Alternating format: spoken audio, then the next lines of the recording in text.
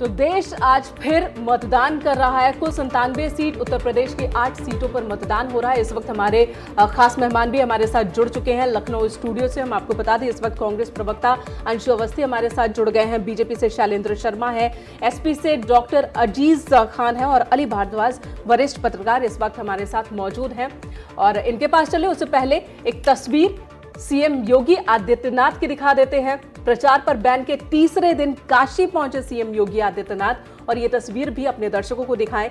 देवी पाटन मंदिर से सीधे वाराणसी पहुंचे संकट मोचन मंदिर और वहां पर जय श्री राम के नारे भी लगे। मंदिर के बाहर उद्घोष हुआ। संकट मोचन में दर्शन के बाद अब गढ़वा घाट की ओर सीएम बढ़ चुके हैं।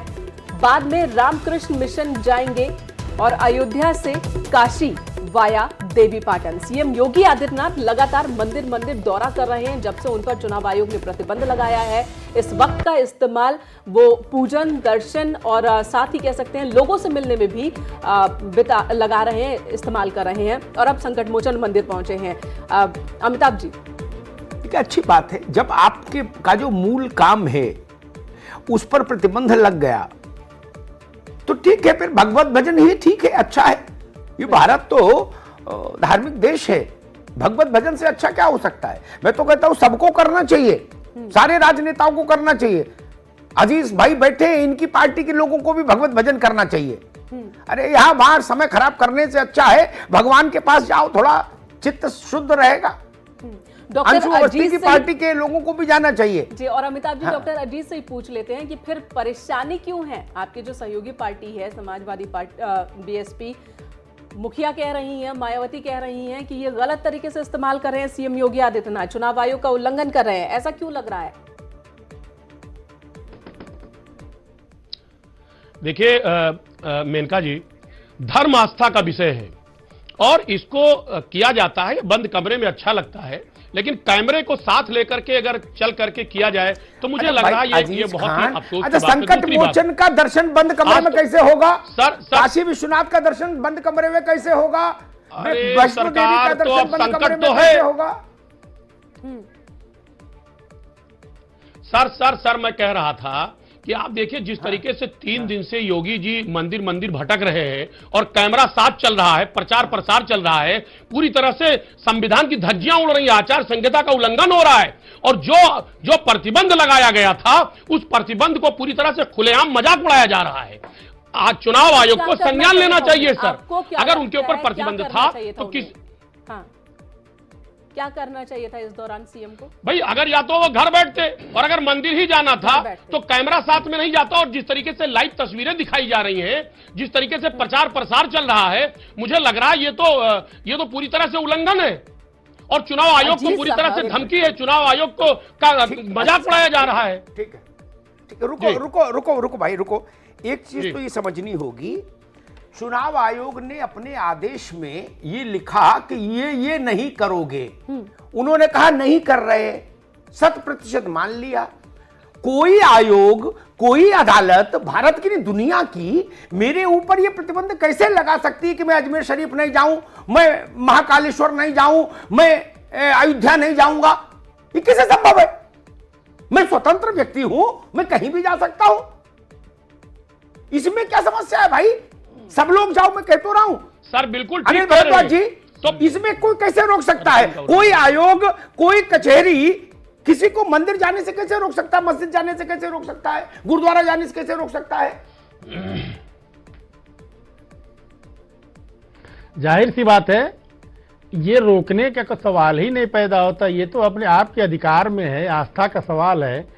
सवाल असल में हो ये रहा है कि जो मोदी जी बोलते जितना, उससे ज्यादा सिर्फ वो जो इस समय जो उनके क्रियाकलाप हैं, जो पूजा पाठ है, उससे ज्यादा प्रचार हो रहा है। वो उससे ज्यादा बोल रहे हैं, यानी जो निशब्द का शब्द है वो ज्यादा आवाज के साथ गूंज रहा है। इसकी वजह से समस्या हो रही है। मौन ज्यादा मुखर यहाँ है। कुल मिलाकर किए है जी।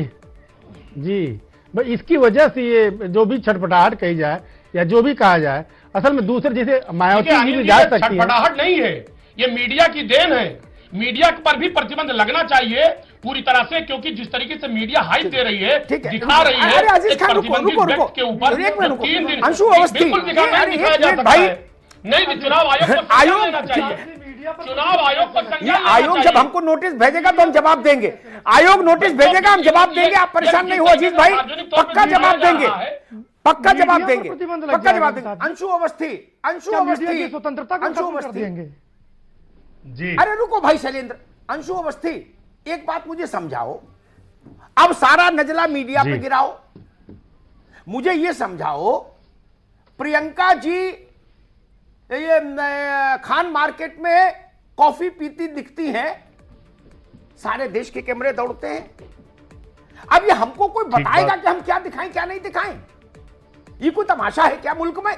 अजीज खान हम पर नाराज है कि आप क्यों दिखा रहे हो भाई?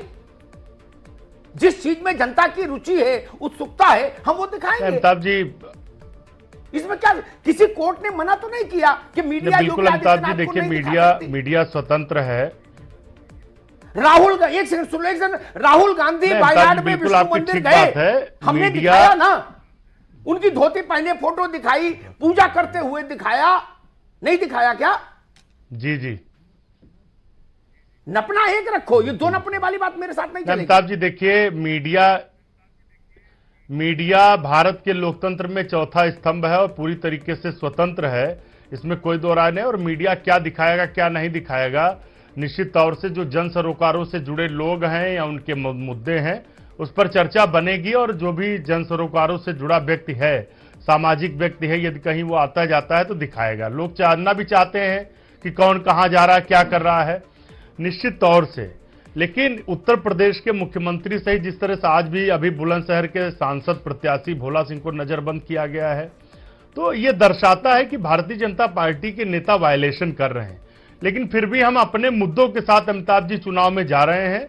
हमारा मुद्दा है प्रत्येक परिवार को 72,000 रुपए वार्षिक मिले, प्रत्येक नौजवान जो रोजगार करना चाहता है वो 3 साल लाल फीताशाही से मुक्त रहे। नजरबंदी काट रहे हैं भाई, मुख्यमंत्री को नजरबंद करने बिल्कुल। का आदेश तो नहीं आया। भोला सिंह के बारे में लोग भी जानना तो चाहते हैं कि दिखाएंगे, भारतीय फिर क्या जनता दिक्कत है? पार्टी के गुंडे, भाई हम तो लोग ये जानना भी चाह रहे हैं, हम हमने मीडिया का दिखाया भी धन्यवाद देते हैं कि सोशल अंशु मीडिया और अवस्थी जी, इलेक्ट्रॉनिक हमने मीडिया ने दिखाया तुरंत उस भी। मामले को हाइप दी, नहीं तो ठीक- भोला ठीक- सिंह की ठीक- बात ठीक- तो ठीक- पीछे चली जाती। शैलेंद्र ठीक है, अंशु ठीक है, आगे बात आपकी। शैलेंद्र, मीडिया की बड़ी मुश्किल, मीठा मीठा गप कड़वा कड़वा थू। आपका फोटो दिन भर दिखाएं तो हम अच्छे, दूसरे का दिखा दें तो हम खराब। अजब हाल है भाई। अमिताभ जी देखिए, मीडिया की स्वतंत्रता और मीडिया क्या दिखाएगा क्या नहीं दिखाएगा, इसको कोई भी पॉलिटिकल पार्टी डिक्टेट नहीं कर सकती है। ये मीडिया हाउस का अपना प्रेरोगेटिव है। और माननीय मुख्यमंत्री जी पर अगर निर्वाचन आयोग ने किसी प्रकार का प्रतिबंध लगाया है तो वो चुनाव प्रचार के संबंध में है। लेकिन इसका मतलब ये नहीं है कि माननीय मुख्यमंत्री जी अपने व्यक्तिगत जीवन में, अपने व्यक्तिगत आस्थाओं के साथ जो भी उनका मूवमेंट होगा, अगर मीडिया उसको कवर कर रहा है तो वो किसी प्रत्याशी का या अपने पॉलिटिकल पार्टी का किसी इलेक्शन सिंबल के साथ कॉन्स्टिट्यूशनल फ्रेम में, इलेक्शन कमीशन के कोड ऑफ कंडक्ट के परव्यू में किसी प्रकार का प्रचार नहीं कर रहे हैं। वो एक सेलिब्रिटी भी है, मुख्यमंत्री भी हो, और अगर मुख्यमंत्री ना भी हो तो तमाम इस देश में ऐसे राजनीतिक नेता हैं जिनके की सुबह से लेकर के और चुनाव प्रचार की दिनचर्या बाकायदा हमारे मीडिया के पत्रकार बंधु उनके घर से, उनके नाश्ते से लेकर उनके विश्राम तक का पूरी कवरेज करते हैं। बाबा तो रामदेव मीडिया जी को है, इस प्रकार बाबा से रामदेव कोई- जी है, अगर वो पतंजलि से बाहर निकलते बाबा हैं, रामदेव का तो जी, खबर होते मैं हैं। वही बात कह रहा था। इसलिए अमिताभ जी बहुत सारे मैं इस लोग बात हैं देश ये कतई नहीं हो सकता कि इस देश में मीडिया को कोई डिक्टेट करेगा कि मीडिया क्या दिखाएगी और मीडिया क्या नहीं दिखाएगी। मीडिया हमारे पक्ष में दिखाएगी उसका भी स्वागत है, मीडिया अगर हमारे विपक्ष में दिखाएगी उसका भी स्वागत है। अगर मीडिया नहीं होगा तो इस देश में लोकतंत्र मजबूत नहीं हो सकता है। और लोकतंत्र की मजबूती के लिए एक ईमानदार, निर्णायक, निष्पक्ष और प्रामाणिक मीडिया और स्वतंत्र मीडिया बहुत आवश्यक है। मैं इसके पक्ष में हूं। बिल्कुल शैलेंद्र जी, ये सवाल आपसे ही है। अमरोहा में कंवर सिंह तंवर ने वही बात कही जो संजीव बालियान ने कही थी कि बुर्के में बोगस वोटिंग हो रही है। उन्होंने यहां तक दावा कर दिया कि एक पुरुष को बुर्के में पकड़ा भी गया और उसके बाद बवाल मच गया है। इस पर क्या कहेंगे आप? ये किस तरह के आरोप लगातार लग रहे हैं? देखिए, देखिए मेनका जी, जहां पर वोटिंग हो रही है वहां पर सभी पार्टियों के प्रत्याशी, पोलिंग एजेंट, इलेक्शन एजेंट रहते हैं। अगर किसी भी प्रत्याशी को यह लगता है कि किसी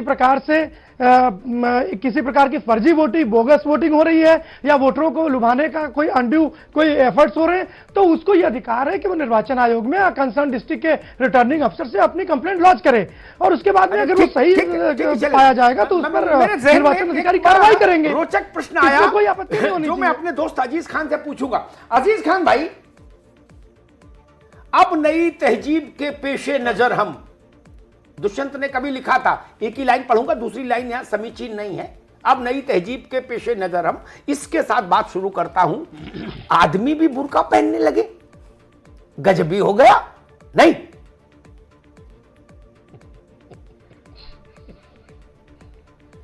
ऐसा तो सऊदी अरबिया में नहीं, इंडोनेशिया में नहीं, जकार्ता में नहीं, बांग्लादेश में नहीं, पाकिस्तान में नहीं, नहीं,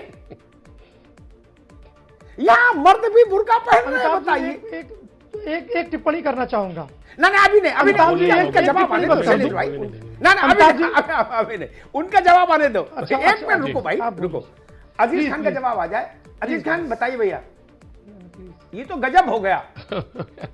देखिए अमिताभ जी, मैं तो बीजेपी को सिर्फ ये कहना चाह रहा हूं कि बीजेपी के लोगों ने और खासतौर से मोदी जी ने महिलाओं के लिए, मुस्लिम महिलाओं के लिए तो बहुत काम किया है और खासतौर से 3 तलाक का बिल भी लेकर के आए हैं। इनको बुर्का से कब डर लगने लगा? अफसोस है इस बात का। पहली बात। और रही बात, अभी सर आप मीडिया की बात कर रहे थे, उसी उल्लास में पुरुष बुर्का पहन रहे हैं क्या? अरे सर, ये तो इनकी देन है। भोला सिंह तो साहब अंदर बूथ के अंदर जाकर के प्रचार कर रहे हैं और अभय सिंह साहब जो डीएम है उनसे टेलीफोन पे सुरक्षाकर्मी की बात कराते और अंदर जाते। साहब वीडियो वायरल हुआ, ये तो साहब राजकाज है। मैं अमिताभ जी थोड़ा 10 सेकंड लूंगा। अभी देखिए, आपने मीडिया, ये भी तो पता चला मीडिया होगा पे कटाक्ष की बात, मैं मीडिया पे कटाक्ष नहीं कर रहा हूं और मीडिया पे मेरा पूरा विश्वास है, लेकिन मेरा सिर्फ सुझाव ये है, विश्वास रखो, अभी चुनाव के 5 चरण बाकी है। सर मीडिया की विश्वास रखिए, 5 चरण बाकी है। ठीक, हम जिम्मेदारी समझते हैं, बहुत विनम्रता के साथ हम अपनी जिम्मेदारी समझते हैं और उसका पारदर्शी ढंग से निर्वहन करते हैं। ठीक है अजीज खान। अंशु अवस्थी, अभी किसी ने मुझे संदेश भेजा कि अभी तक भाभीजान बुर्के में आती थी, अब भाईजान भी बुर्के में आ रहे हैं क्या? अजब तमाशा है लोकतंत्र के नाम पर, नहीं?